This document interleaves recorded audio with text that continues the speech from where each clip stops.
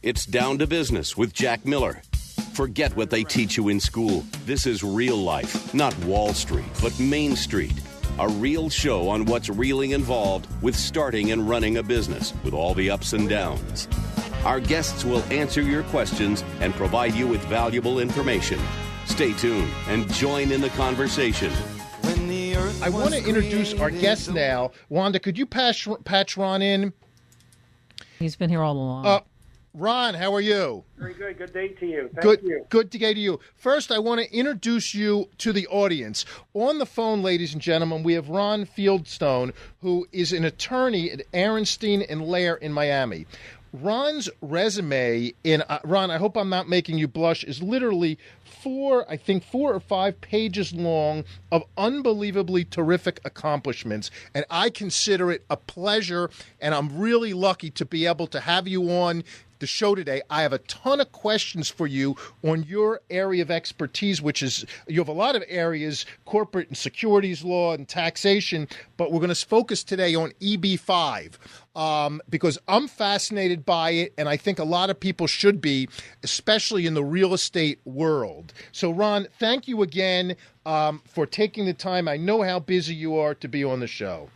Thank you. Good to be here. Thank you, Jack. My pleasure. Ron, let me jump right into it. And, you know, I'm free-flowing. I joke around, so I hope I just override me anytime. Why don't you start off by telling the audience, give them a little background. What is EB-5? Let's start with that, and then we can build from there. I think it's good for people that aren't familiar with it. They may have heard about it. It's received a lot of press lately in New York Times, Wall Street Journal, publications all over the country, and even legislation. It was featured on a recent ABC show on abuses in the immigration program. EB-5 stands for Employment Base 5, which is what it means. It's an employment-based program which other countries in the world have, where basically a foreigner can buy citizenship, in a nutshell. And what does that mean? It means if you invest money in this country and you create jobs, in particular 10 jobs per applicant, then you get to migrate to this country. You have a green card, and then after a period of time, actually become a citizen. For those that may not know, once you are a resident in the country for 5 years, you're entitled to citizenship. Under the EB-5 program, you get what's called a temporary residency, and I'll explain that. In other words, when you enter the country under the EB-5 program, you have to do 2 things. You have to invest a certain minimum amount of money. It's either $500,000 for most programs or $1 million for programs that don't have a certain exemption, which I'll get into. And you invest that money. It could be a loan. It could be a syndicate where you invest your money with a syndicate where they make loans to projects or they invest in projects. The whole purpose of the program is job creation. So you have to prove that the money you invest creates jobs over a period of at least 2 years, and each petitioner, applicant, must create 10 direct or indirect jobs. Now, I think everybody realizes what a direct job is. If you fund a restaurant, that's easy. All the employees of the restaurant are direct employees. So if you fund a brand new restaurant, those 10 employees are count towards the immigration requirement. If you build a skyscraper in New York, which right now is going on, there's a lot of EB-5 projects going on around the country, but some huge ones. The best example would be the Barclays Center, where the professional basketball team plays, is an EB-5 project. There's an example of one that people would be aware of. Many other projects of that size, but there's multi-$100 million projects today being funded all over the country with EB-5 capital. So if you create direct and indirect jobs under the program, you also qualify to meet the immigration requirements. The other aspect is you must have your money at risk for 2 years, and then you file your petition to have your conditional residency lifted. So the first petition is called an I-526 petition, which is filed when you make your first investment, and then the way it works is you wait for approval from the government. Right now the government's taking 14.2 months on average to review EB-5 526 petitions. Very long time. It's kind of backlogging the program, but the government is understaffed, and it's been difficult. Once you get your petition approval, Then you have to go to the U.S. consulate in your country of nationality and get a visa. You can wait 6 months easily in some countries to get a visa appointment. Once you get your visa appointment and the visa's issued, then you can immediately enter the United States and have your passport stamped as a temporary permanent residence. Now, what do I mean by temporary? Temporary means you have to prove to the government after a period of 2 years of being in the country that you have met two conditions. You've created the jobs, which is 10 direct or indirect jobs, and you've been at risk in your money capital for the entire 2 years. In other words, you're not allowed to be repaid your capital investment until you get your 829 approval, which could take another year, because the wait on 829s is about 8 months. The whole process really today takes over 5 years. It's a very slow process because of the time delay. But you can enter the country with a temporary green card in probably close to 2 years. Now, Jack, you ever seen the movie Green Card? I think we talked about that. Yep. Ron, you know what? Before we get into this, because I have to unfortunately take a break. I have Wanda has a gun to my head here.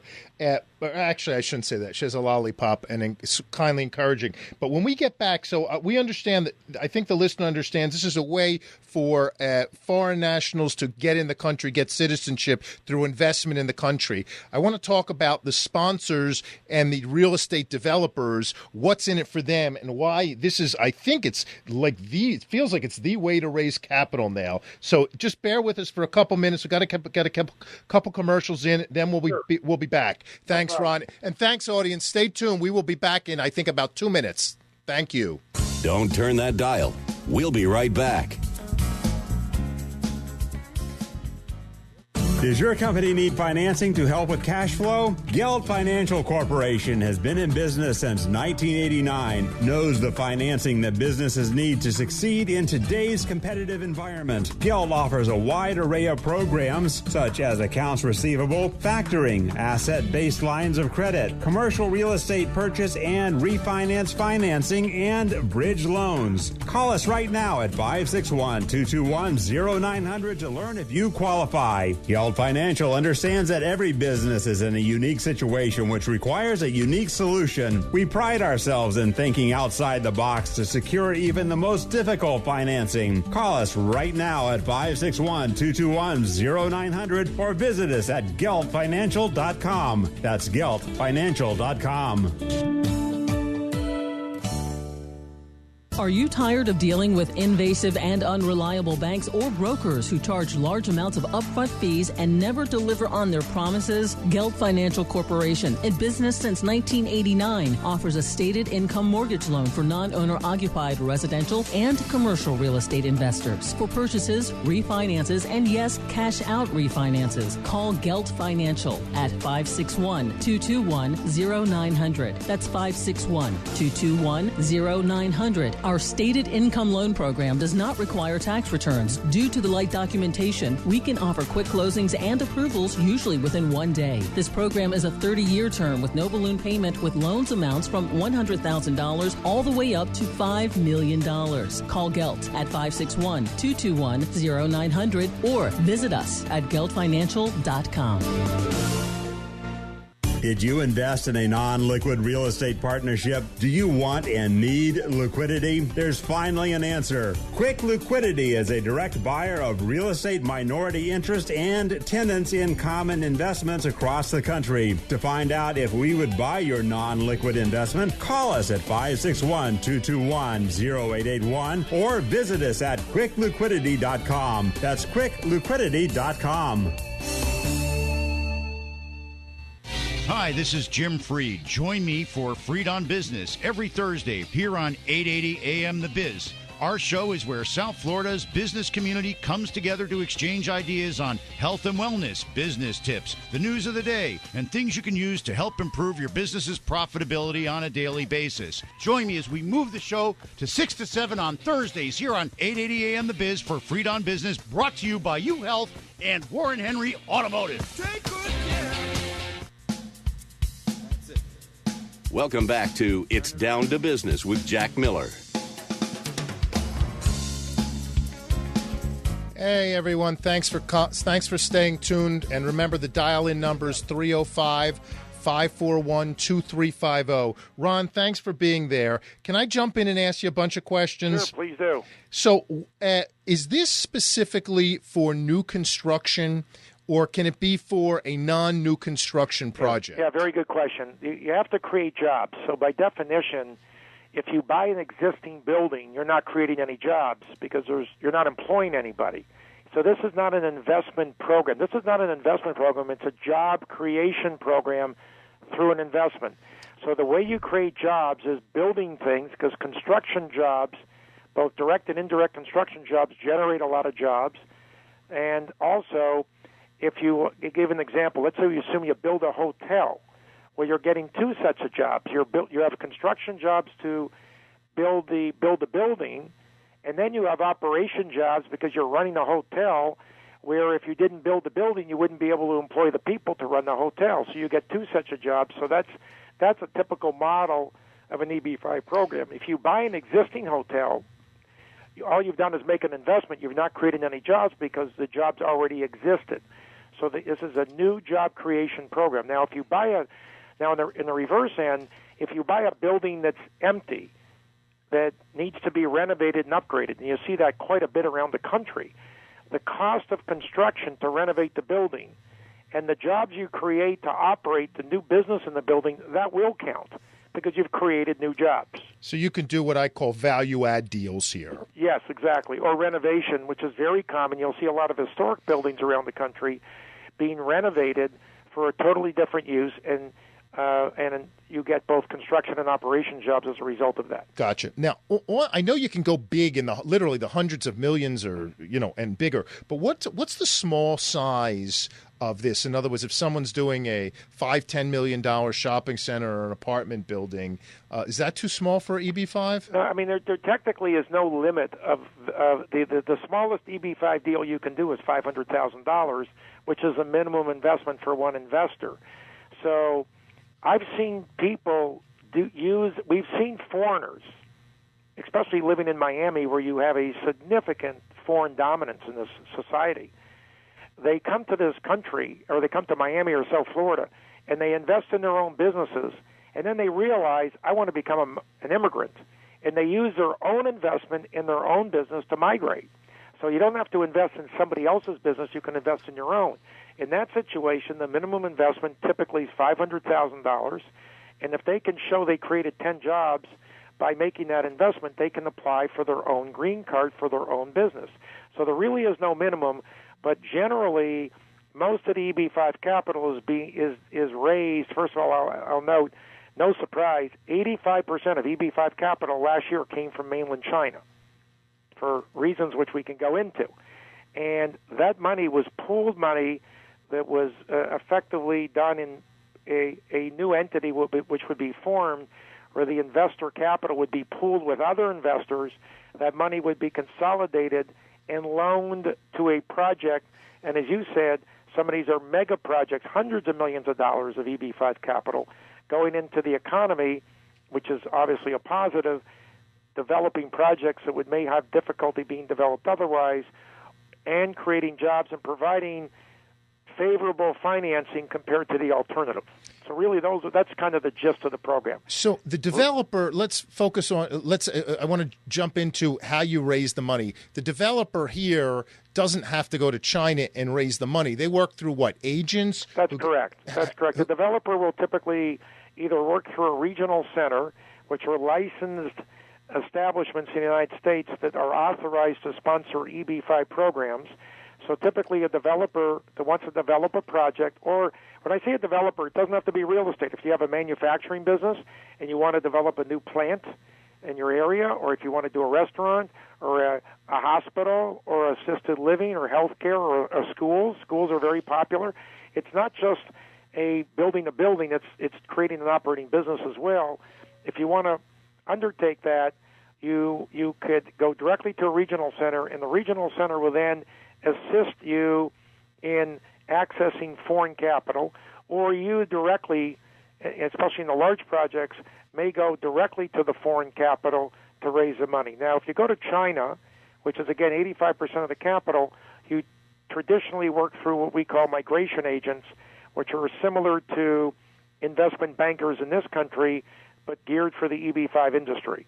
So these are fairly experienced establishments that not only find you EB-5 investors to invest the money in the project that creates jobs, but that EB-5, that agents in China in particular, they're called migration agents, actually help the family migrate to the United States. When I mean help the family, they help their children get into schools, they pick colleges, they help the family get homes, they set up insurance, health care,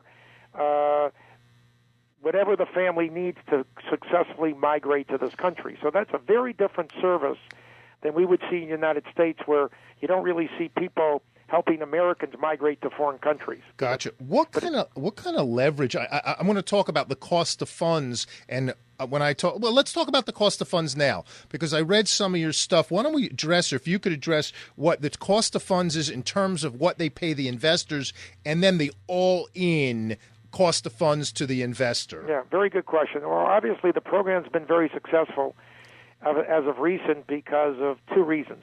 One is, after the recession took place 5-6 years ago, the money dried up and it was hard to get money. And as a result of that, EB-5 capital became very important because banks weren't lending money, or they were lending money at a very small amount, and the EB-5 capital was coming in and supplementing the domestic money and providing money to projects that would otherwise have trouble getting financing, or providing secondary financing, meaning you have a senior loan, EB-5 would come in as a secondary loan behind the senior loan and enable a developer with much less capital to develop their project. The rates here's the interesting part. The foreign investor's motivation generally is not to make a profit. So this is kind of bizarre, because it's hard to imagine an investment where somebody invests their money without the expectation of really making money. The expectation of the foreign investor is to get their green card, which is the number one priority, and that's their trade-off for the rate of return. So they want to invest in a project that they feel is going to earn them the path to citizenship, and at the end of the day, return their capital. So in the typical market today, especially in China, the average investor is getting about 0.5% a year payment on their investment. So for a $500,000 investment, they're making about $2,500 a year. That's what they're making, which is nominal. The rest of the money, the rest of the cost, which could be 4%, the rest of that cost is going to the migration agents, who are actually collecting that interest as their fees for bringing investors into the program. So in a model I just gave you, let's take Mr. Chang. Mr. Chang is bringing his family from China to the United States. He invests $500,000. Just for the record, that petition by Mr. Chang not only includes Mr. Chang, but includes his spouse and all of his children at the time he makes the application, who are under 21 years age.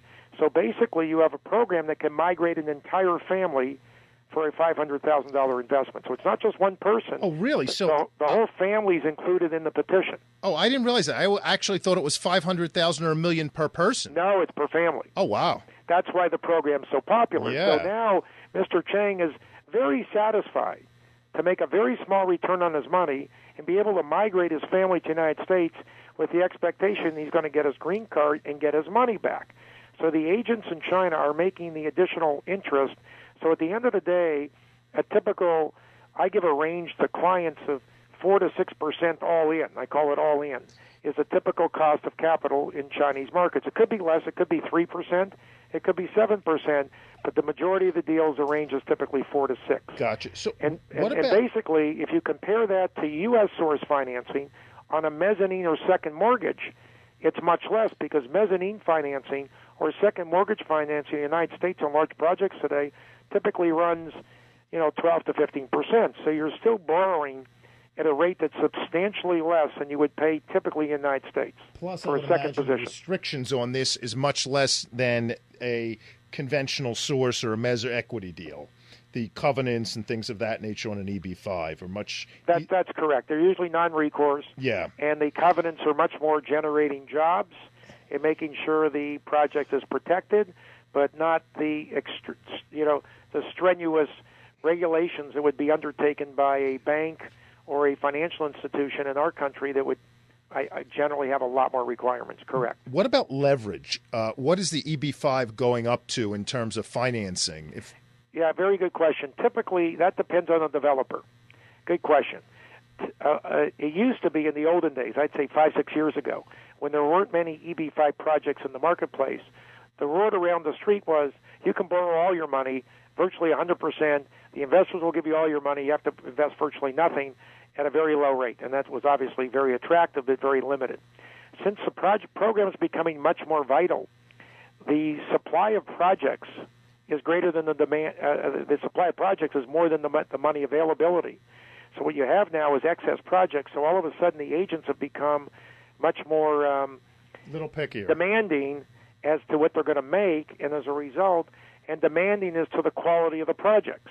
So in answer to your first question, usually we recommend to developers that they have at least 20 to 25% skin in the game or equity in the project. So if we take a project of $10 million, let's take a small project, that would be a small project, $10 million, the developer would typically have to have $2 or $2.5 million invested.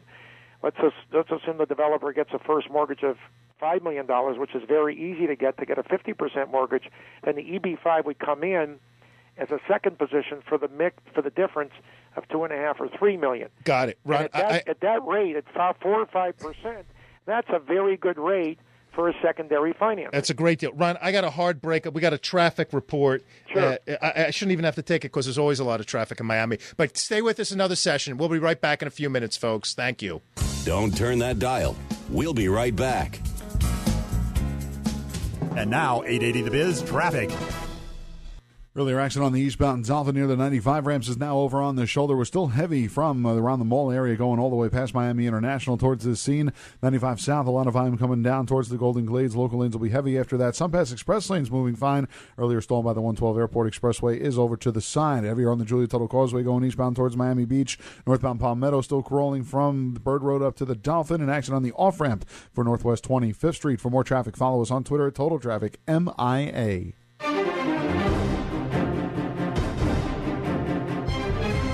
This is the Wall Street Business Network. South Florida's only business radio station, 880 AM, The Biz.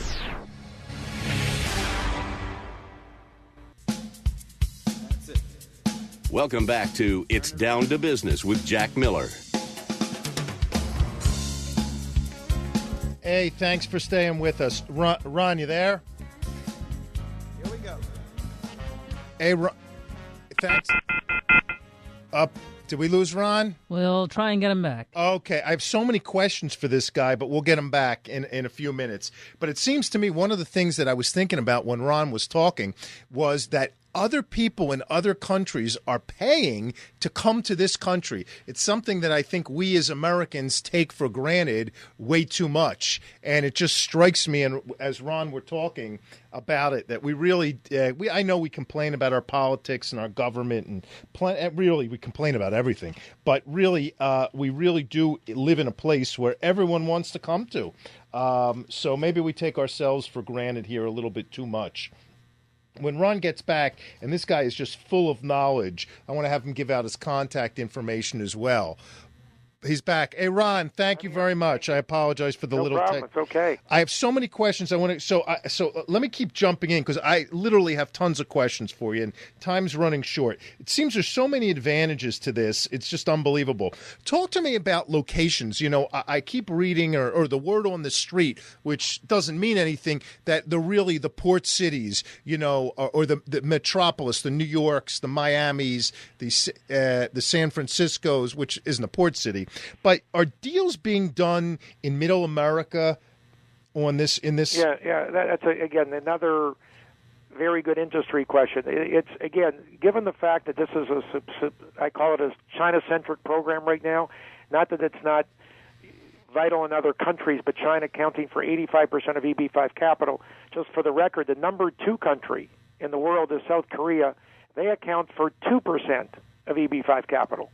To give you an idea of who numbered. So you realize there's no other country really in the world providing many investors in China. And basically, the Chinese by the way, they read a lot. They're very intelligent. They're very thorough. They actually do a lot of homework. They Google everything and everybody. So I always tell people, do not underestimate investors, especially those from China, who are extremely proficient in doing research. And they like, and for obvious reasons, their three favorite cities are New York, LA, and San Francisco. Why? Because they have the largest Chinese populations in the country. Plus, they feel comfortable in those cities because they recognize them and they look at them as brand cities. Those are your what I call Tier 1 cities. The next cities that are maybe a step below would then be Las Vegas. There's a lot of EB-5 capital going into Vegas. Why? Because the Chinese are very heavily. They like gambling, they like gaming, and they know Vegas. Vegas is obviously is a worldwide recognizable location. And then they're going into what I call the next level of cities, which would include Miami, Orlando, Tampa, Fort Lauderdale, Dallas, Houston, Phoenix, Philadelphia, Boston, Chicago, cities of that nature. But you're not seeing dollar-wise, you're seeing very little EB-5 capital, very little, going into the midsection of the country. It's really the major cities. It's pretty well, to some degree, up and down the coastlines, with the exception of Dallas and Houston, because Texas is a very stable economy and is very desirable. And then you're starting to see more in the Midwest. Chicago is picking up. It was slow, but Chicago is getting more vital. And otherwise, it's really a lot of, you say, port towns, and that's just because the market gives preference to those locations. I hear you. So I actually have a real-life client who I spoke to about this yesterday, and they are a developer in suburban Philadelphia. And from what I'm hearing is that they may be able to attract EB-5 financing. That's not off the table. No. Philadelphia has actually been a very good city for EB-5. They've done the convention center. They did some of the work on the Comcast building. They just finished the Starwood's being built now, the Starwood Hotel. Yep. They're doing a large condominium project called 500 Walnut. And believe it or not, the government's using EB-5 money. They're doing the Pennsylvania Turnpike. It's partially financed with EB-5, and I think there's one or two other government-related projects in the state of Pennsylvania using EB-5 funding. So Pennsylvania, of all states, has been very proactive in getting involved in EB-5 capital for all the reasons we know. What's the downtime? If I'm a developer and I'm just going to pick this guy in Pennsylvania only because he's a real live client of mine and great guys, and they want to build, I'm just going to make it up, they're retail and office developers. They want to build a shopping center. How long does it take them to get the financing, the EB-5 in place?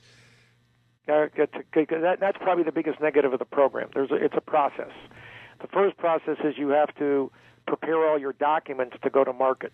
And the documents include economic reports because you have to show you create the jobs. You have to have a business plan to show feasibility. You need to do an offering document to raise capital, so that's a private placement memorandum to raise capital. You need to you need to engage a regional center to sponsor your program. You need to find a marketing agent to market your program.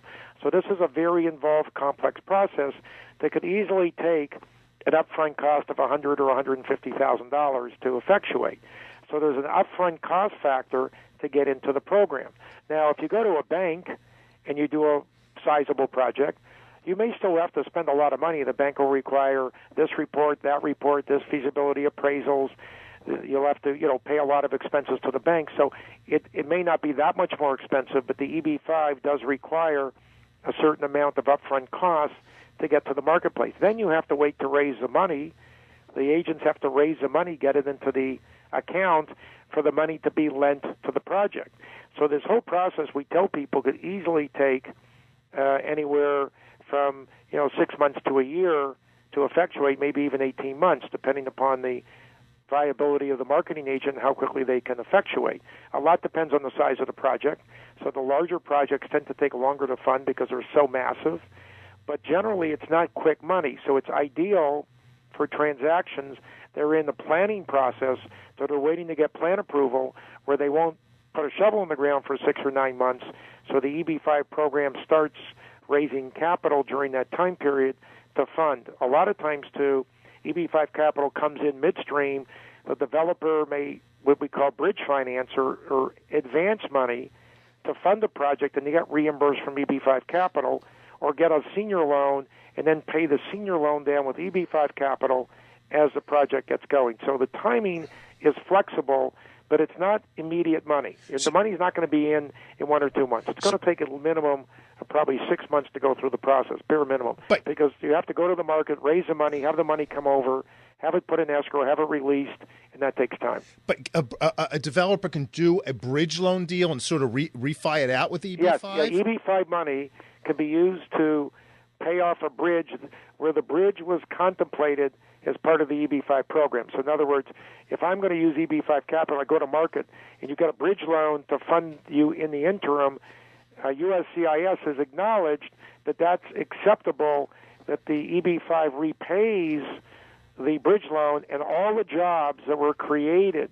from the beginning count, because the theory is it's beneficial to our economy that the project start, and that even if the EB-5 capital comes in later, it's better to start the project and then have EB-5 capital take out some of the existing financing. So it seems to me this is a really good tool that just about every developer needs to keep in their pocket. Well, they should consider. I mean, we have some of the largest major developers in the country today are using EB-5 capital. When you see it going mainstream, then you start saying to yourself, okay, this is working, because major developers that can afford a lot of different options are using EB-5 for the reason it's cheaper financing. It's really simple. There's no other reason, but it's cheaper financing. Gotcha. Ron, I got to do this again. I feel bad. I can go on forever, but bear with us. We got to take one more break. I apologize. It's okay. Everyone, stay tuned. We got a lot more to go. Don't turn that dial. We'll be right back. Did you invest in a non-liquid real estate partnership? Do you want and need liquidity? There's finally an answer. Quick Liquidity is a direct buyer of real estate minority interest and tenants in common investments across the country. To find out if we would buy your non-liquid investment, call us at 561-221-0881 or visit us at quickliquidity.com. That's quickliquidity.com. Are you tired of dealing with invasive and unreliable banks or brokers who charge large amounts of upfront fees and never deliver on their promises? Gelt Financial Corporation, in business since 1989, offers a stated income mortgage loan for non-owner occupied residential and commercial real estate investors for purchases, refinances, and yes, cash out refinances. Call Gelt Financial at 561-221-0900. That's 561-221-0900. Our stated income loan program does not require tax returns. Due to the light documentation, we can offer quick closings and approvals usually within 1 day. This program is a 30-year term with no balloon payment, with loans amounts from $100,000 all the way up to $5 million. Call Gelt at 561-221-0900 or visit us at geltfinancial.com. Does your company need financing to help with cash flow? Gelt Financial Corporation has been in business since 1989, knows the financing that businesses need to succeed in today's competitive environment. Gelt offers a wide array of programs such as accounts receivable, factoring, asset-based lines of credit, commercial real estate purchase and refinance financing, and bridge loans. Call us right now at 561-221-0900 to learn if you qualify. Gelt Financial understands that every business is in a unique situation which requires a unique solution. We pride ourselves in thinking outside the box to secure even the most difficult financing. Call us right now at 561-221-0900 or visit us at geltfinancial.com. That's geltfinancial.com.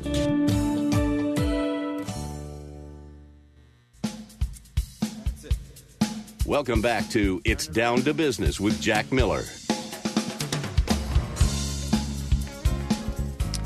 Hey, thanks everyone for joining us back.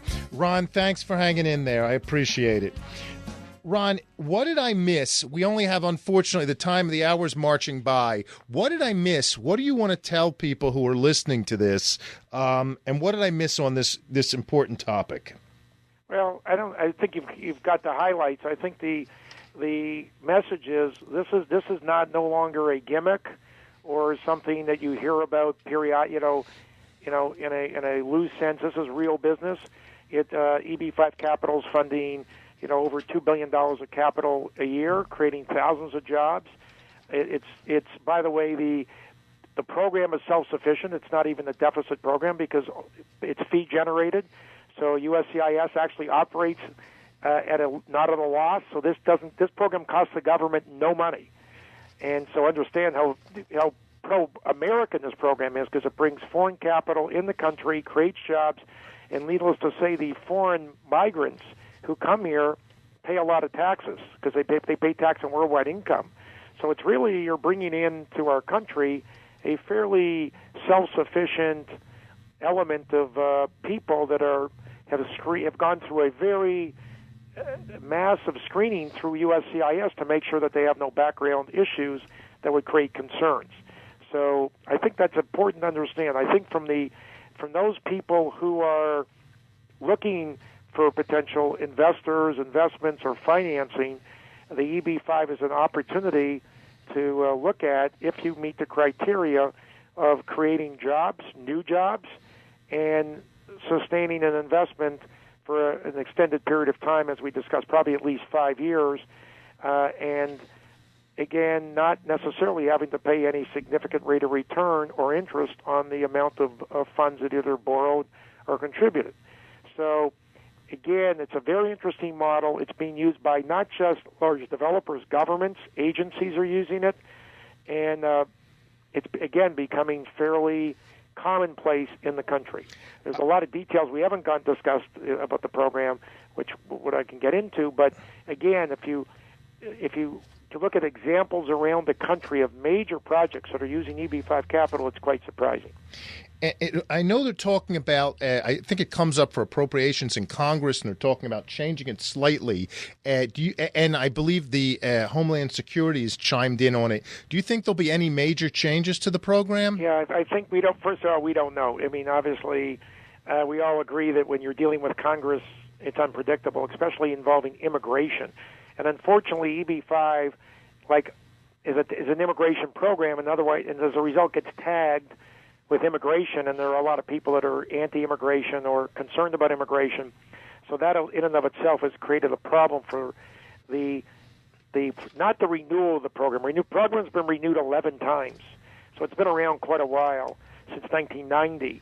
So I think everybody's comfortable the program's going to get renewed because it adds too much benefit to the economy and the country.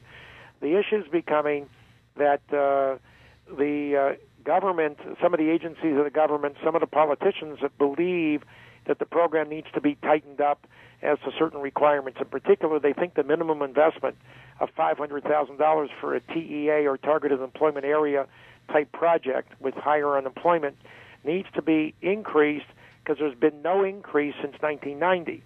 So if you read the recent letter from Secretary Johnson, the Secretary of Homeland Security, he's recommending that the amount of minimum investment be increased to take into account inflation. So it's projected that could bring the minimum investment up to $800,000 instead of $500,000. So that would be a major change in the industry. It may not, I understand that it's not going to kill the program. It's just going to be, it will eliminate certain investors that may invest $500,000 to immigrate, but not $800,000 to immigrate. So it will eliminate certain amount of investors, but not the majority of them. I understand the majority of people will continue the program, even if the minimum investment goes up. The other part of the modification to the program that's being negotiated is the definition of what qualifies for the $500,000 investment. The general $500,000 investment is categorized as a TEA location. It's either rural, meaning you're not in a metropolitan area, you're in an area of 20,000 people or less, or you're in a higher unemployment area. Higher unemployment means 150% of the national average or more. Now, you see projects going up all over Manhattan, L.A., San Francisco, and you say to yourself, I don't understand it. Those are pretty expensive areas. How could you possibly have TEA designations in those areas? And the response is because when the economists do their economic studies, they look at the effect of jobs and commerce, and they conclude that a lot of the jobs are coming from the higher unemployment areas, which is legitimate, and that's the position taken. Some of the people in the government and in Congress believe that there's been a lot of gerrymandering, and that's the word that's used by Secretary Johnson, that there's been gerrymandering, just like we do for voting, gerrymandering of census tracts that has created TEA designations that shouldn't apply. And if you don't get a TEA designation, then your minimum investment goes up to $1 million, not $500,000. And the problem with not being a TEA today in our EB-5 program is since virtually every program in the country is $500,000. Gotcha. If you have $1 million program, you can't compete, because if I'm an investor, why would I invest in $1 million program and make no money when I can invest in a $500,000 program and make no money? I got you, Ron. I don't mean to interrupt, but I got a minute left. Could you want to give out your contact information? Because really, if people are interested, they need to contact you. You are the superstar in this area. Yeah, well, thank you very much. My name's Ronald Fieldstone. I do have a website, but my email is rrfieldstone, just like it sounds, at arnstein.com, ARNSTEIN.com. And if you look me up, my name, you'll see a website, and you can Google me, and you'll get information on me. But I've been very active in the industry for quite some time, and I thank you for the opportunity of being on your program. I thank you. I'm going to be in touch in a day or so. I have a real-life client. I cannot thank you enough. On behalf of the listeners, I found this show very exciting, and it shows what a weirdo I am, that I find EB financing and this kind of stuff exciting. But thank you for your time. I know how busy you are, and I can't tell you how much I appreciate it. Pleasure. Take care. Folks, thanks for joining in today. We will see you next Thursday, and we have Reb Shlomo Bregman, and I'm super excited about it. Thanks for joining us, and also check us out on Facebook, Jack Miller Down to Business. Thanks, everyone, and have a great week. We hope you enjoyed the show. Don't forget to tune in next Thursday at 3 o'clock on 880 The Biz. If you want to send in your questions, comments, or ideas for shows during the week, please email jackmiller@geltfinancial.com.